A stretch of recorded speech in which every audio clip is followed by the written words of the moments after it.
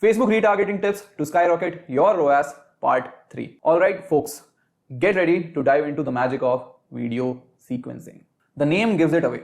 You will be showing your retargeted audience a sequence of videos. The industry, the product, doesn't matter. The concept stays the same. However, to make things more relatable, let's go with a men's grooming company. Now imagine this. Your first video could be an unboxing video. You know, showing off your latest shaving kit, all sleek and glossy. The anticipation, the big reveal, all there for your audience to see.